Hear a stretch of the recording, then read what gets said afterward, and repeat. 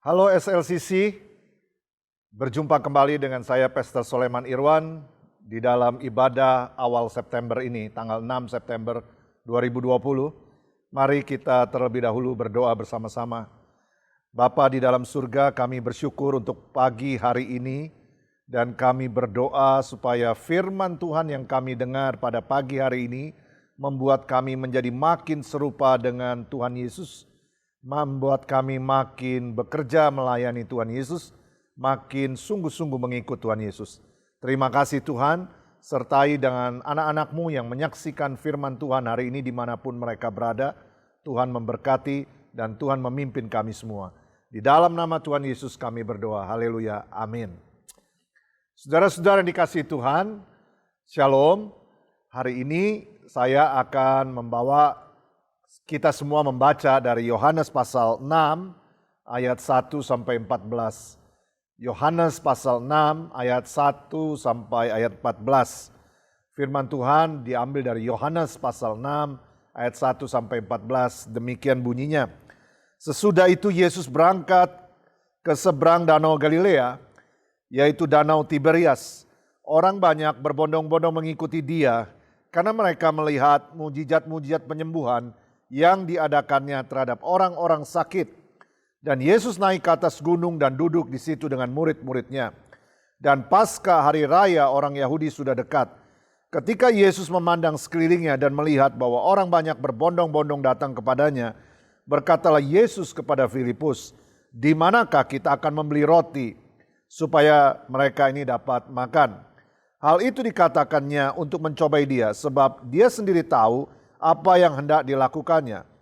Jawab Filipus kepadanya, "Roti seharga 200 dinar tidak akan cukup untuk mereka ini, sekalipun mereka masing-masing mendapat sepotong kecil saja." Seorang dari murid-muridnya yaitu Andreas, saudara Simon Petrus berkata kepadanya, "Di sini ada seorang anak yang mempunyai 5 roti jelai dan 2 ikan. Tetapi apakah artinya itu untuk orang sebanyak ini?" Kata Yesus, "Suruhlah orang-orang ini duduk." Adapun di tempat itu banyak rumput, maka duduklah orang-orang itu, kira-kira 5.000 laki-laki banyaknya. Lalu Yesus mengambil roti itu, mengucap syukur dan membagikannya kepada mereka yang duduk di situ.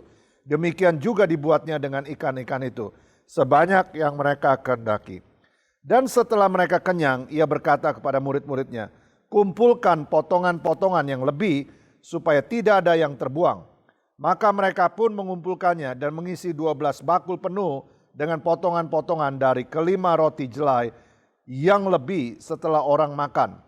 Ketika orang-orang itu melihat mujizat yang telah diadakannya, mereka berkata, "Dia ini benar-benar nabi yang akan datang ke dalam dunia."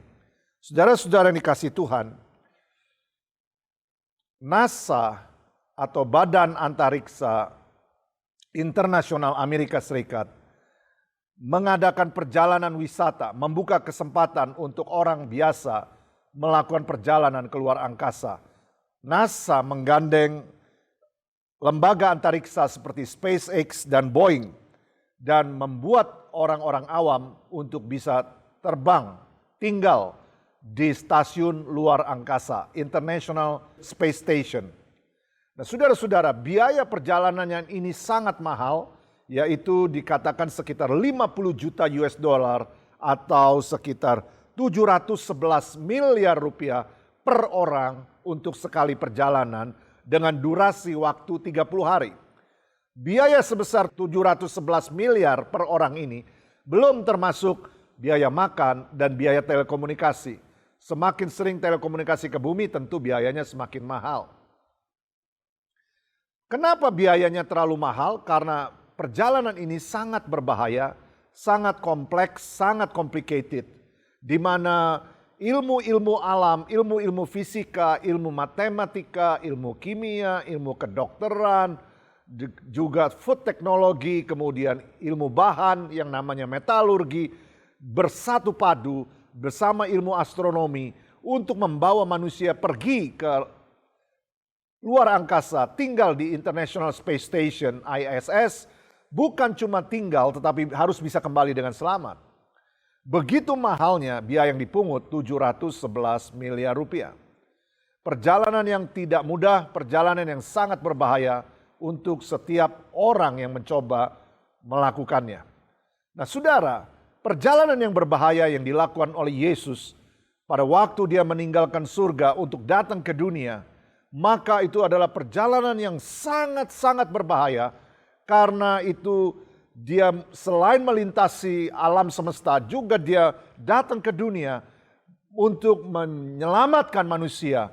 Dan dia punya tujuan bukan cuma menyelamatkan manusia, dia punya tujuan supaya saudara yang menyaksikan tayangan ini dan saya yang menyampaikan firman ini, supaya menjadi murid. Itulah tujuan Yesus melakukan perjalanan yang berbahaya ini. Dia datang ke dunia bukan untuk jalan-jalan atau wisata. Yesus datang ke dunia punya purpose, yaitu menjadikan semua bangsa, saudara dan saya, murid Yesus Kristus. Nah, untuk perjalanan ini gak tanggung-tanggung. Selain mahal harganya, karena bukan cuma tidak dibatasi dengan biaya mata uang manusia, tetapi mahal karena menyangkut kehidupan Yesus sendiri, bagaimana akhirnya dia mati di kayu salib, dia bayar dengan harganya. Perjalanan ini bukan 30 hari, tetapi 33,5 tahun. Betapa signifikannya, betapa pentingnya perjalanan Yesus datang ke dunia, supaya saudara dan saya menjadi murid. Bagi Yesus Kristus, menjadi murid bukan pilihan, tetapi menjadi kepastian, menjadi no choice, bukan pilihan. Bagi Yesus Kristus, Anda dan saya tidak ada pilihan selain menjadi murid bagi orang-orang yang sudah ditebusnya. Firman Tuhan di dalam Matius 28 ayat 19-20 dikatakan, karena itu pergilah, jadikan semua bangsa muridku. Tuhan mau semua orang jadi murid, bukan cuma orang Kristen. Karena tidak semua orang Kristen adalah murid, tetapi semua murid pasti Kristen. Tuhan mau semua bangsa menjadi murid. Itu sebabnya dia melakukan perjalanan yang sangat berbahaya ini. Menjadi murid adalah tujuan kita semua orang percaya. Lawan untuk menjadi murid selama Yesus hidup di dalam dunia adalah kerumunan orang banyak. Karena itu khotbah ini saya beri judul, jangan-jangan Anda hanya berkerumun. Jadi judul khotbah hari ini adalah jangan-jangan Anda hanya berkerumun. Bagian Alkitab yang barusan kita baca dari Yohanes 6 ayat 1-14 menceritakan bagaimana Yesus memberi makan 5.000 orang. Belum termasuk anak-anak, belum termasuk wanita. Maka jumlahnya bisa mencapai 20.000 orang. Mujizat ini bukan mujizat biasa, ini adalah mujizat spektakuler. Kenapa disebut mujizat spektakuler? Karena mujizat ini melibatkan massa. Karena mujizat ini melibatkan kerumunan orang banyak, puluhan ribu orang. Biasanya Yesus melakukan mujizat kepada individu-individu. Tetapi memberi makan 5.000 orang laki-laki, maka itu adalah mujizat yang spektakuler. Karena melibatkan massa, melibatkan kerumunan orang banyak. Namun ketika Yesus setelah melakukan mujizat memberi makan mereka 5.000 orang, laki-laki belum termasuk anak-anak dan perempuan. Ketika Yesus mengajari mereka bahwa dia adalah roti hidup, bahwa dia dikirim dari surga untuk mengajar mereka kebenaran yang lebih dalam, banyak di antara mereka yang meninggalkan Yesus. Mereka menghilang secepat mereka datang. Yohanes 6, kita baca dari Yohanes 6 ayat 66-68. Demikian firman Tuhan. Mulai dari waktu itu, banyak murid-muridnya mengundurkan diri dan tidak lagi mengikut dia. Maka kata Yesus kepada ke-12 muridnya, apa kamu tidak mau pergi juga? Jawab Simon Petrus kepadanya, Tuhan, kepada siapa kami akan pergi? Perkataanmu adalah perkataan hidup yang kekal. Jadi apa yang membuat perbedaan sikap dan perilaku kerumunan orang banyak dengan murid-murid? Mengapa kerumunan orang banyak itu begitu saja pergi? Secepat mereka datang, secepat itu juga mereka pergi. Tetapi kenapa sikapnya, perilakunya berbeda dengan kelompok yang lebih kecil, yang namanya murid-murid? Mereka tidak pergi, mereka tetap stay bersama Yesus. Nah, hari ini kita akan sama-sama melihat 5 hal. 5 hal apa yang kita pelajarin. Yang pertama, kerumunan datang karena berkat dan mujizat. Murid datang karena pribadi Yesus. Ayat 2, Yohanes 6 ayat 2. Orang banyak berbondong-bondong mengikut dia karena mereka melihat mujizat-mujizat penyembuhan yang diadakannya terhadap orang sakit. Kerumunan orang banyak tertarik melihat mujizat penyembuhan yang dilakukan oleh Yesus. Mereka datang untuk sebuah show, mereka datang untuk sebuah pertunjukan, mereka datang untuk sebuah entertainment. Mereka tidak tertarik kepada pribadinya, apalagi pengajarannya. Hal yang sama kita lihat dalam sejarah Israel. Pada waktu perjalanan bangsa Israel di padang gurun dipimpin oleh tiang api, dipimpin oleh tiang awan. Mereka mendapatkan mana, mereka mendapatkan daging berupa burung puyuh. Mereka melihat sebuah show, mereka melihat sebuah berkat, mereka melihat mujizat. Tapi mereka tidak mengikuti pribadi Tuhan. Mereka tidak mentaati ajaran Tuhan. Sehingga bolak-balik mereka jatuh bangun di padang gurun itu. Betapa banyaknya mereka bersungut-sungut. Hal ini merupakan tanda bahwa kerumunan orang banyak datang karena apa? Karena mau berkat, mau mujizat. Sementara murid-murid datang karena pribadi yang namanya Yesus. Itu yang dilakukan oleh Musa. Musa bukan cuma mendapatkan berkat, tetapi dia mengikut pribadi Tuhan. Nah, saudara-saudara, banyak orang mengejar berkat dan mujizat. Hanya sedikit yang mengejar untuk mentaati firman Tuhan dan mengasihi Kristus. Karena Kristus memang Tuhan. Saudara-saudara, the crowd follows because of blessing and miracles. Disciple follows because of who Jesus is. Are you crowd or are you disciple? Jangan-jangan Anda sedang ada di dalam kerumunan. Kerumunan hanya mengejar berkat, hanya mengejar mujizat. Dia tidak mengejar pribadi Yesus. Jangan-jangan Anda sedang ada di dalam kerumunan. Karena itu, bagaimana supaya kita tidak ada di kerumunan? Ikut pribadi Yesus, ikut pengajarannya, intim dengan Tuhan. Meskipun keadaan duka maupun suka, meskipun keadaan tidak baik maupun keadaan baik. Ikut pribadinya. Jangan pernah tinggalkan Kristus. Jangan pernah tidak berdoa. Jangan pernah tidak baca Alkitab. Ikut setia pribadi Kristus. Yang pertama itu. Yang kedua, kerumunan datang hanya untuk menerima. Murid-murid datang untuk memberi. Yohanes 6 ayat 8 dan 9. Seorang dari murid-muridnya yaitu Andreas, saudara Simon Petrus berkata kepadanya, "Di sini ada seorang anak yang mempunyai 5 roti jelai dan 2 ikan. Tetapi apa artinya itu untuk orang sebanyak ini? Sungguh menakjubkan, dari 5.000 orang laki-laki, belum termasuk anak-anak dan perempuan, mungkin sekitar 20.000 orang. Pasti banyak di antara mereka yang bawa ransum atau bekal. Tapi nggak ada tuh yang kasih bekal kepada murid-murid, nggak ada tuh yang kasih ransum kepada murid-murid. Hanya ada seorang kecil yang memberikan paket makan siangnya kepada murid-murid." Di sini kita melihat ada banyak orang yang datang mengikuti Yesus hanya untuk menerima. Banyak orang yang datang melihat hanya untuk menerima. Tetapi murid-murid datang untuk memberi. Ya, saudara-saudara, the crowd came to receive. And the disciple came to give.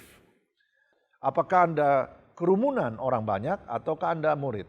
Jangan-jangan kita sedang ada di dalam kerumunan. Bagaimana langkah praktisnya? Ya, kita nggak boleh egois. Kita harus memberi kepada Tuhan, memberi worship kita kepada Tuhan, memberikan pujian kita kepada Tuhan, memberikan korban kita kepada Tuhan, memberikan persepuluhan kita kepada Tuhan, memberikan persembahan kita kepada Tuhan, dan juga memberi kepada sesama, khususnya di dalam masa-masa sulit saat ini karena pandemi COVID-19. Kita memberi, kita memperhatikan orang-orang di sekeliling kita. Jadi the crowd came to receive. Disciple came to give. Jangan-jangan kita ada di dalam kerumunan. Yang ketiga, kerumunan orang banyak duduk menonton, tetapi murid-murid melayanin. Yohanes 6 ayat 10 dan 11, demikian firman Tuhan. Kata Yesus, "Suruhlah orang-orang itu duduk." Adapun di tempat itu banyak rumput, maka duduklah orang-orang itu, kira-kira 5.000 laki-laki dan banyaknya. Lalu Yesus mengambil roti itu, mengucap syukur, membagi-bagikannya kepada mereka yang duduk di situ. Demikian juga dibuatnya dengan ikan-ikan itu sebanyak yang mereka kehendaki. 5.000 orang laki-laki, belum termasuk anak-anak, belum termasuk wanita, disuruh Yesus duduk. Mereka duduk dan menyaksikan, sementara murid-murid melayani. Nah, saudara-saudara, tidak mudah bagi sekelompok kecil murid-murid ini untuk melayani. Tidak mudah bagi sekelompok kecil ini yang tenaganya terbatas harus memberkati puluhan ribu orang yang duduk di atas rumput. Saudara-saudara, crowds sit down, disciples serve. Are you the crowd or you are disciple? Jangan-jangan Anda sedang berkerumun. Jadi kalau hari-hari ini kita belum terlibat pelayanan, kalau hari-hari ini kita hanya menonton, hanya duduk baik-baik dan melihat, mari, Tuhan tidak panggil kita untuk duduk dan menonton. Tuhan panggil kita untuk menjadi murid. Cirinya adalah bukan duduk dan menonton, tetapi melayani. Jadi murid-murid sekelompok kecil itu melayani. Sementara kerumunan orang banyak duduk dan menonton. Itu yang ketiga. Nah, apa sikap dan perilaku yang berbeda antara kerumunan orang banyak dan murid-murid? Yang keempat, kerumunan orang banyak ingin kemuliaan. Murid-murid memilih menjadi hamba. Di dalam Yohanes 6 ayat 15 dikatakan, karena Yesus tahu bahwa mereka hendak datang, hendak membawa Yesus dengan paksa untuk menjadikan dia raja. Maka Yesus menyingkir pula ke gunung seorang diri.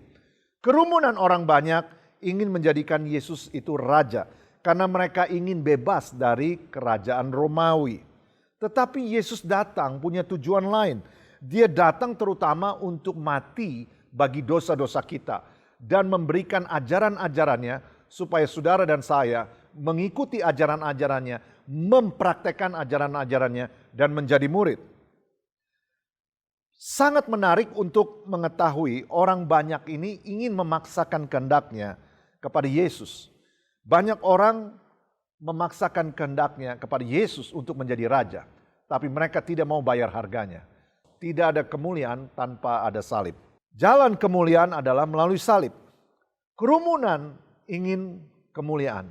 Murid-murid ingin menjadi hamba. Apakah saudara kerumunan ataukah kita adalah murid?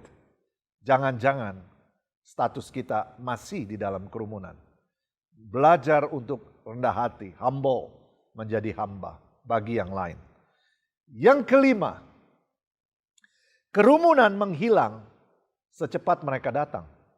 Tetapi murid-murid tetap tinggal bersama Yesus. Di dalam Yohanes 6 ayat 66, mulai dari waktu itu banyak murid-muridnya mengundurkan diri dan tidak lagi mengikut dia. Dalam ayat 66 yang kita baca ini, banyak orang meninggalkan Yesus ketika Yesus mulai mengajar bahwa dirinya adalah roti kehidupan yang harus mati bagi dosa-dosa manusia. Dan semua orang disuruh mengikut ajaran Tuhan dan membayar harganya, memikul salibnya. Mereka merasa ajarannya terlalu sulit untuk diterima. Mereka hanya tertarik pada show, mereka hanya tertarik pada pertunjukan, mereka hanya tertarik pada berkat, mereka hanya tertarik pada mujizat. Dan ketika semuanya baik-baik saja, mereka tertarik. Tetapi tujuan mereka adalah datang hanya untuk menerima yang baik-baik saja. Tetapi ketika harus membayar harga, mereka pun meninggalkan Yesus secepat mereka datang. Mereka lari, berbeda dengan murid-murid. Murid-murid tetap tinggal. Nah, saudara, apa yang kita pelajari di sini? The quality of our Christian life is determined by the quality of discipleship we have. Kualitas hidup Kristen kita ditentukan oleh kualitas pemuritan yang kita punya. Kualitas kehidupan kita sebagai murid menentukan kualitas kita sebagai orang Kristen. Ketika kita gagal dalam pemuritan, mengakibatkan kehidupan Kristen kita yang gagal. Fail in discipleship, result fail in Christian lives. Jadi the quality of our Christians life is determined by the quality of discipleship we have. Jadi kita tidak hanya dipanggil untuk menjadi orang percaya, kita dipanggil menjadi murid. Karena kualitas kehidupan Kristen kita di bumi saat ini ditentukan oleh kualitas kita sebagai murid. Ketika kita gagal hidup sebagai murid, ketika kita gagal di dalam pemuritan, maka gagal dalam kehidupan orang Kristen. Fail in discipleship, result fail in Christian lives. Itu sebabnya SLCC sangat menekankan pemuritan. Bagi Bapak Ibu yang rindu dimuridkan, Bapak Ibu perlu masuk di dalam kelompok-kelompok sel yang disebut HOS. Bapak Ibu bisa menghubungi hotline SLCC. Saya mau berikut di dalam HOS, bergabung dalam kelompok-kelompok pemuritan. Kelompok-kelompok yang lebih kecil. The quality of our Christian life is determined by the quality of discipleship we have.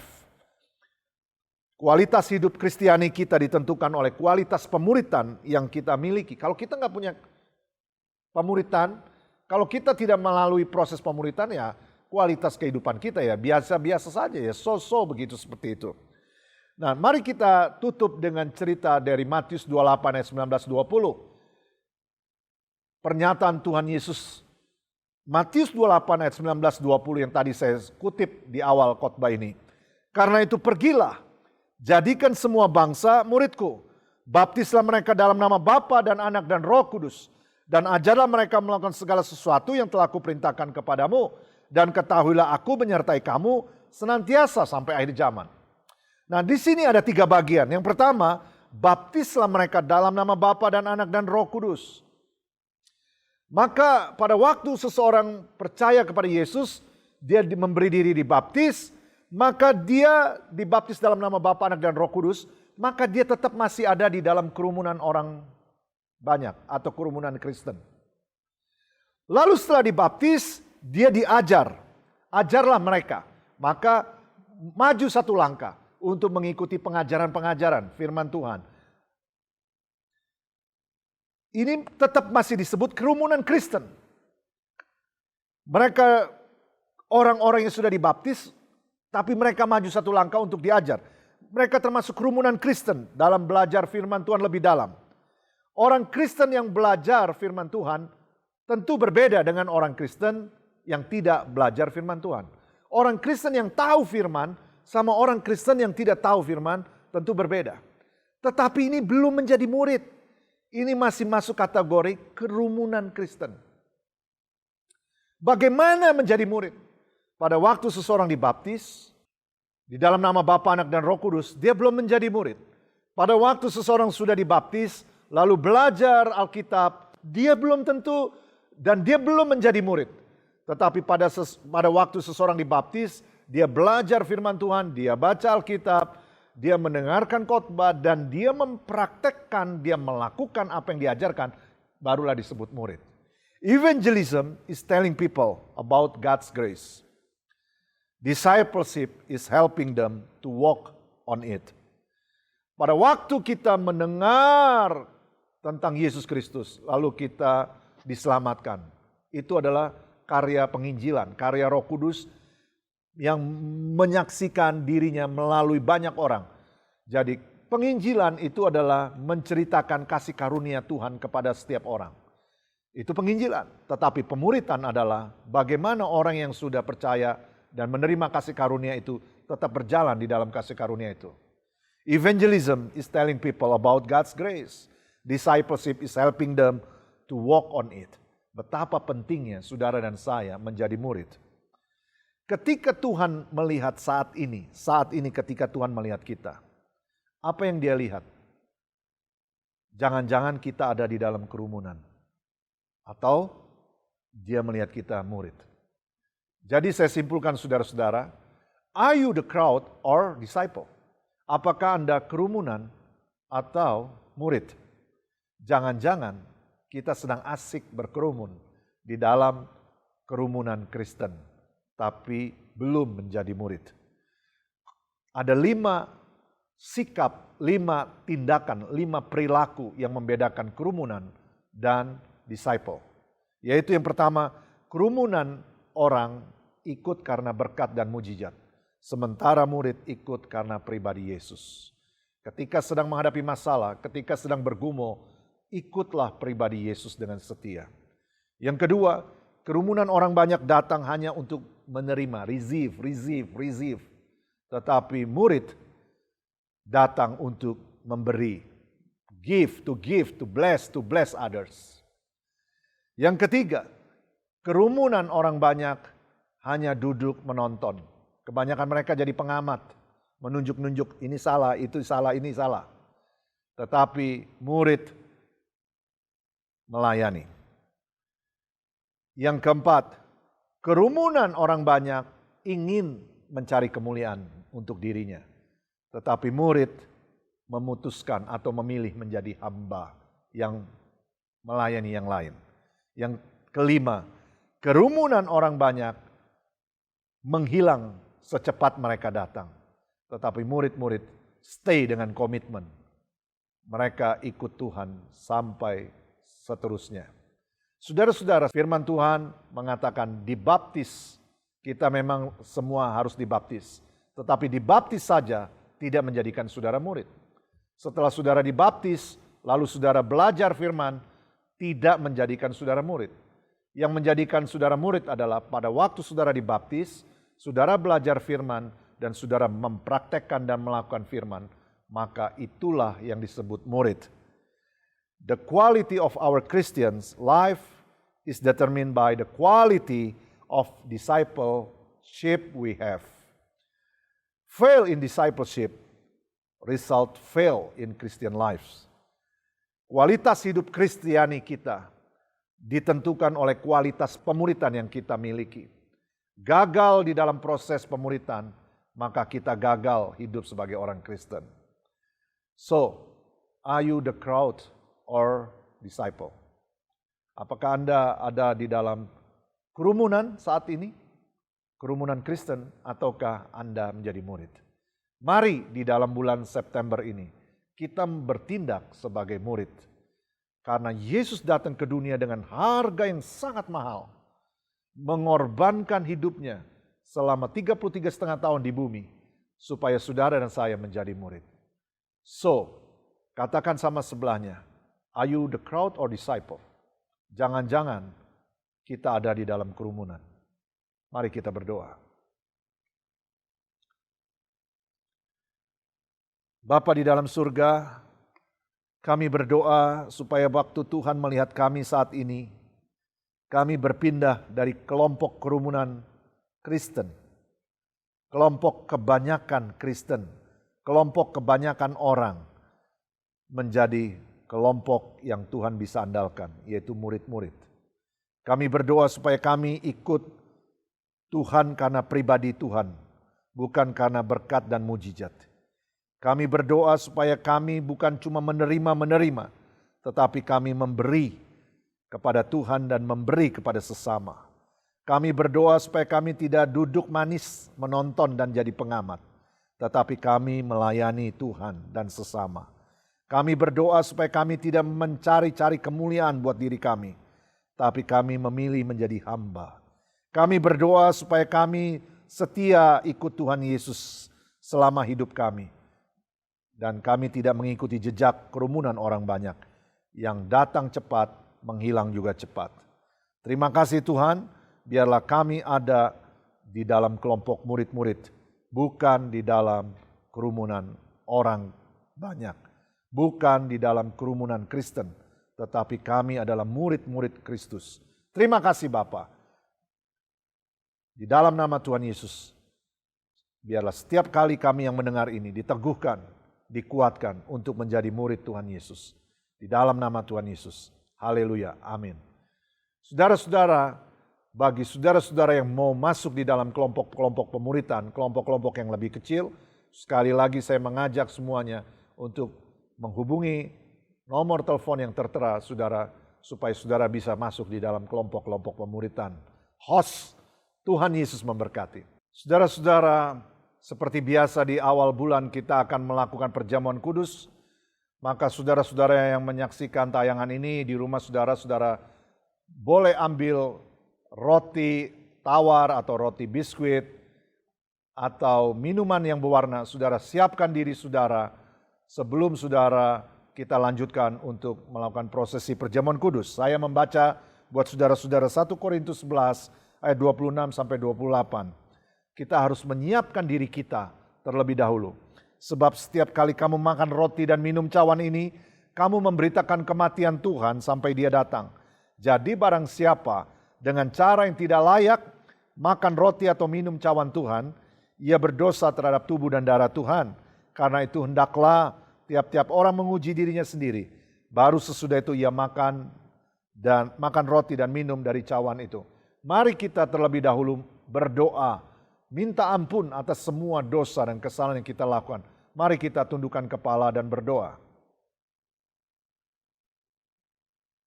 Ampuni kami, ya Bapa, di dalam nama Tuhan Yesus Kristus, atas semua dosa dan kesalahan yang kami lakukan, baik dengan pikiran, baik dengan perkataan, dengan perbuatan, dengan kelalaian, baik disengaja maupun tidak disengaja. Ampuni kami, layakkan kami untuk menerima tubuh dan darah-Mu.